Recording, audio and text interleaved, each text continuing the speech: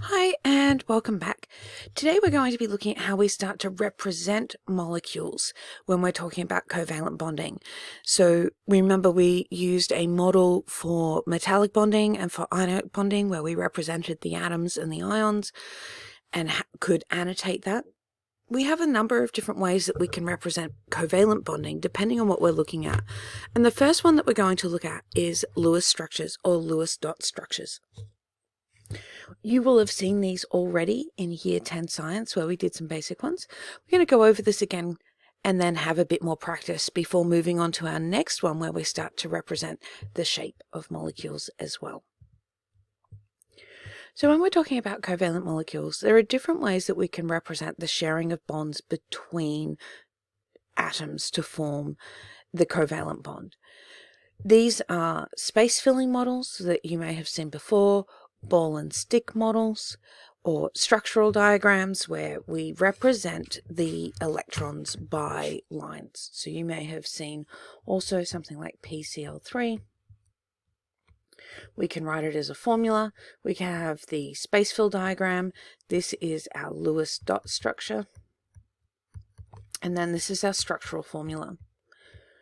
And sometime you will have seen the structural formulas without the without the electron pairs being shown. In Year 11, we do need to remember when drawing our structural formulas to make sure that we are showing the lone pairs that are still present on atoms. But we'll talk about that a little bit more when we come back to how we properly draw a structural formula showing the correct shape. For this video, we're going to concentrate on Lewis dots, where we have dots for the valence electrons for any of the elements involved in covalent bonding, and these dots show where electrons are being shared and where we have non-bonding electrons. So if we look at this, electron dot diagrams are a form of shorthand that allow us to draw the outer shell electrons and atoms and show how they're interacting. Okay, they're referred to as Lewis diagrams, dot diagrams, electron dot diagrams, Lewis dot diagrams. Anytime it's got a dot in it though, or the name Lewis, what we're looking for is representations of dots and or crosses to show where electrons are sharing. We can draw them for atoms and molecules as a guide to understanding how the electrons are shared in a molecule and where our covalent bonds are being formed. There are different ways of representing them. The preferred way for you for VCE Year 11 is this way here, either using dots or crosses to represent the sharing of bonds, not using the circles. We don't tend to use this way here for our Lewis dot structures. So the first step to drawing these is to replace the atom's nucleus and all inner shells with its element symbol. So we know that chlorine has an electron configuration of 287, okay? Or you may remember 1s2, 2s2, 2p6, then 3s2, 3p5. So these 3 subshells are our valence electrons. So this means that it has 7 electrons in its valence shell. What we do with those is that we place dots around the symbol to represent only the valence electrons, so our 7 valence electrons. We pair them up if there are more than 4. So when we start doing this, what we want to do is put 1 dot on each face as though it's around a square. That's our first 4. If we have more than 4,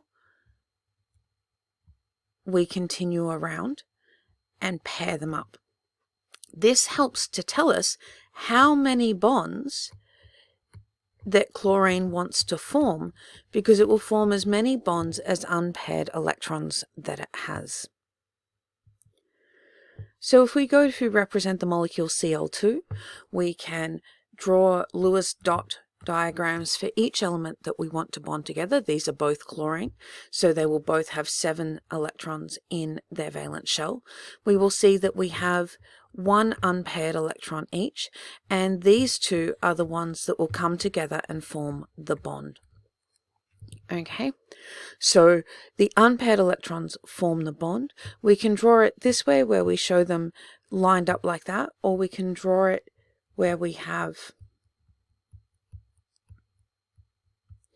them sitting next to each other. If you want to be sure to know where the bonds are forming and what electrons are coming from which atom, the other way that you can do this is to use crosses.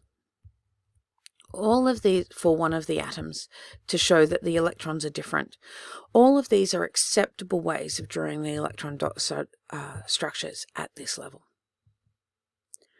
What we do need to be able to do in order to interpret our Lewis dot structures is identify non-bonding electrons. These will be the electron pairs. Okay, the ones that are already paired up. These are our non-bonding electrons or lone pair electrons. They will not participate in bonds under standard bonding conditions. The single unpaired electrons are the ones that will become bonding electrons when they form the bond.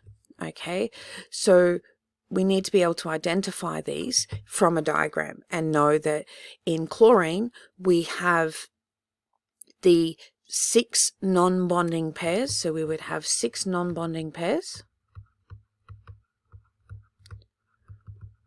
for a total of 12 non-bonding electrons. Okay, and we would have 2 bonding electrons or 1 non-bonding pair. So these are the ways that we can identify these specific, or the vocabulary we use to describe these specific parts of our bonding model. So if we look at these, we can look at a couple more examples. Iodine, I2, oxygen, O2. These are diatomic, non-polar covalent molecules. So again, oxygen has 6 valence electrons, so when we go around an oxygen molecule, 1, 2, 3, 4, 5, 6, this means it has 2 single electrons, so it has 2 bonding electrons, so it will form 2 bonds. In this case, we need to remember that atoms can form single, double, or triple bonds. Double bonds we will see in things like oxygen. We see single, double, and triple commonly formed between carbon and nitrogen atoms as well. So this means that we will form 2 bonds, and this is the double bond that we see in oxygen molecules. In the case of iodine, it is just like our chlorine example. It's a halogen, so it has 7 electrons in its valence shell, so it will have 1 bonding electron per iodine atom and form 1 covalent bond with the shared electrons.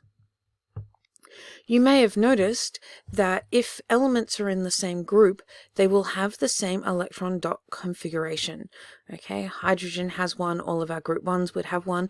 We don't typically use electron dots to represent metals though. We tend to use electron dots to show covalent bonding, so it tends to be for our non-metals. You will notice in here though that pay attention to boron, because boron has 3 electrons and does form covalent bonds, which means it's one of our exceptions to what we call the octet rule, and will form 3 bonds and be stable with 6 electrons. So make note of that one in your notes, because boron is an exception. Remember, everything else will be forming bonds in order to complete its octet and have 8 electrons in its valence shell. But you can see, as if they are in the same group, they have the same number of valence electrons, so they will have the same electron dot diagram. So, for drawing our electron dot diagrams, we draw the diagrams for each of the atoms in the molecule.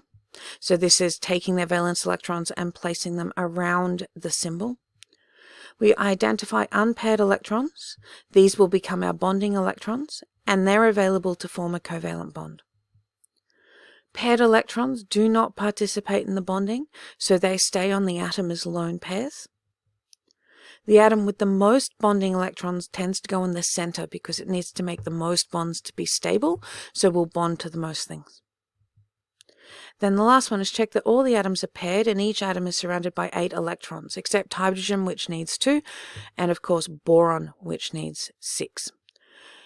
This means that we may need to double up some bonds. So we're going to go put in single bonds first, and then if we have extra non-bonding, extra bonding electrons that need to be paired up, we go to double or triple bonds as needed.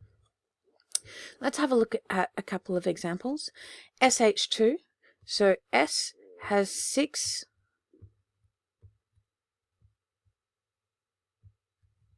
valence electrons, and then hydrogen, 1 each.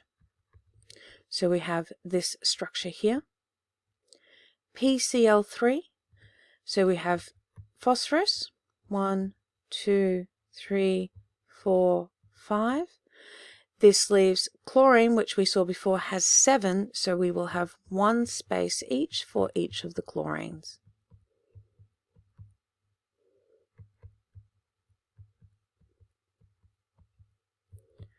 Okay, so I want you to pause the video here, have a go at drawing the remaining 4.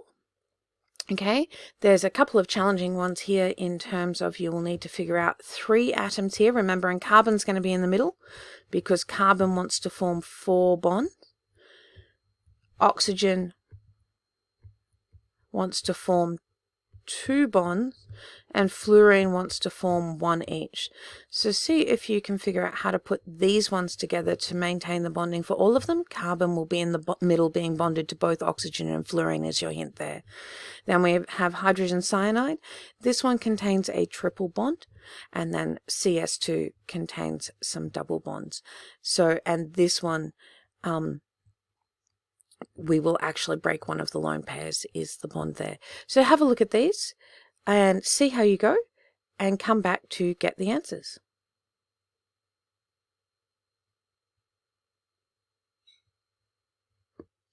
Hopefully this is what you came up with here. You'll notice that with our sulfur, sulfur has 1, 2, 3, 4, 5, and 6 valence electrons, just like oxygen. And in this case, we have a rare example where, so there we have 2 lone pairs on each one, 2, 4, 6, 8.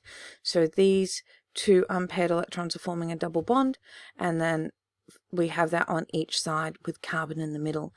In the case of hydrogen cyanide, hydrogen forms the 1 bond, nitrogen has 5 valence electrons, so it needs to form 3 bonds.